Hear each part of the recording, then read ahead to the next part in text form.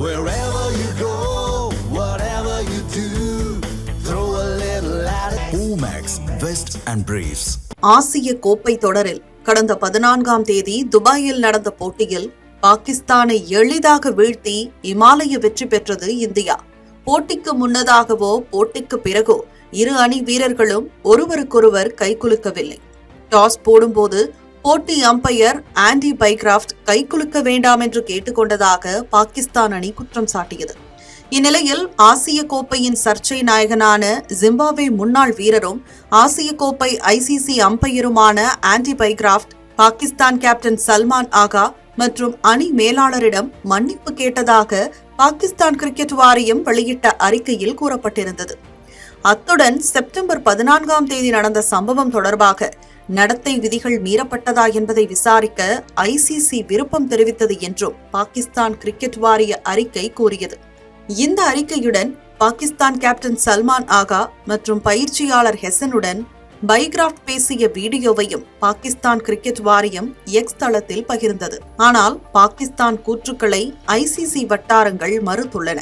கைகுலுக்கலை நிறுத்திய காரணத்திற்காக பாகிஸ்தான் கேப்டனிடமோ அல்லது பாகிஸ்தான் கிரிக்கெட் வாரியத்திடமோ பைகிராஃப்ட் மன்னிப்பு கோரவில்லை என்றும் தவறான தகவல் தொடர்புக்காக மட்டுமே அவர் வருத்தம் தெரிவித்திருந்தார் என்றும் தெளிவுபடுத்தியுள்ளது ஐசிசி. அம்பையர் ஆண்டி பைகிராஃப்ட் ஆசிய கிரிக்கெட் கவுன்சிலின் வழிகாட்டுதல் படியே செயல்பட்டுள்ளதால் அவர் மீது எந்த தவறும் இல்லை என்றும் இந்த விஷயத்தில் ஆண்டி பைகிராஃப்ட் குற்றவாளி அல்ல என்றும் ஐசிசி தெளிவுபடுத்தியுள்ளது.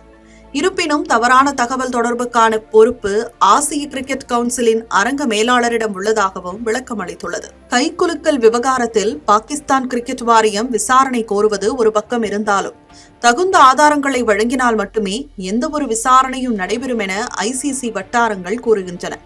இந்தியா பாகிஸ்தான் போட்டியின் போது கைகுலுக்க வேண்டாம் என்ற கொள்கை பற்றி பாகிஸ்தான் கிரிக்கெட் வாரியம் நன்கு அறிந்திருந்ததாகவும் இருப்பினும் இந்த நாடகத்தை ஏன் உருவாக்கியது என்ற கேள்வியும் முன்வைக்கப்பட்டுள்ளது.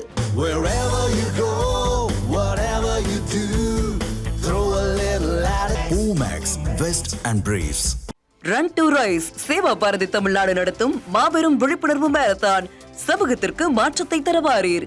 நாள் செப்டம்பர் 21, 2025. இடம் படூர் தையூர் பைபாஸ் சாலை, OMR, சென்னை.